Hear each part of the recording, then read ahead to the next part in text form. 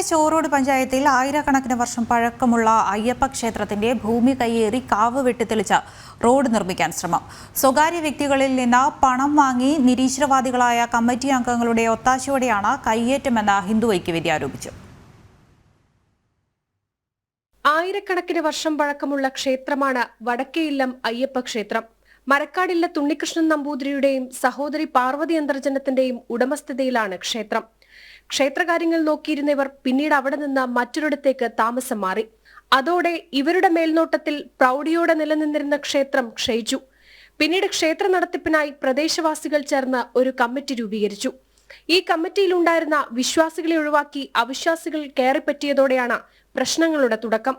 നിലവിലെ ക്ഷേത്ര കമ്മിറ്റി അംഗങ്ങളിൽ ചിലരുടെ ഒത്താശയോടെയാണ് അതിപുരാതനമായ ക്ഷേത്രക്കാവ് വെട്ടിത്തെളിച്ച് സ്വകാര്യ വ്യക്തിക്ക് റോഡ് നിർമ്മിക്കാൻ സൗകര്യങ്ങൾ ചെയ്തു കൊടുക്കുന്നത്. ക്ഷേത്ര വിരുദ്ധന്മാരായിട്ടുള്ള ആളുകളാണ് ഇപ്പോൾ അത് കൈവശം വെച്ചിരിക്കുന്നത്. ഈ ക്ഷേത്രത്തിൻ്റെ പിന്നിലുള്ള ഒരു സ്വകാര്യ വ്യക്തിക്ക് റോഡ് സൗകര്യം ഉണ്ടാക്കാൻ വേണ്ടിയിട്ട് ഈ ക്ഷേത്രത്തിൻ്റെ ഈ കാവുണ്ട്, അയ്യപ്പൻ കാവുണ്ട്, ആ കാവ് മുഴുവൻ വെട്ടി നശിപ്പിച്ചുകൊണ്ട് ഒരു റോഡ് ഉണ്ടാക്കാനുള്ള ശ്രമം. അത് സ്വാഭാവികമായിട്ടുള്ള സ്വകാര്യ വ്യക്തിയിൽ നിന്നും ലക്ഷക്കണക്കിന് രൂപ വാങ്ങിയിട്ടായിരിക്കും അത് ചെയ്തതെന്ന് സംശയിക്കുന്നു. അങ്ങനെ റോഡുണ്ടാക്കാൻ ശ്രമമുണ്ടായപ്പോൾ പരിസരത്തുള്ള ഭക്തജനങ്ങളൊക്കെ തന്നെയും വരികയും ഇടപെടുകയും തടയുകയും ചെയ്തു.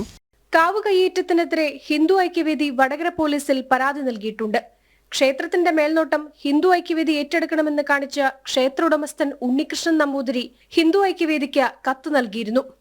മരം മുറിച്ചവർക്കെതിരെ കർശന നടപടിയെടുക്കണമെന്നാണ് ഹിന്ദു ഐക്യവേദിയുടെ ആവശ്യം. ജനം, കോഴിക്കോട്.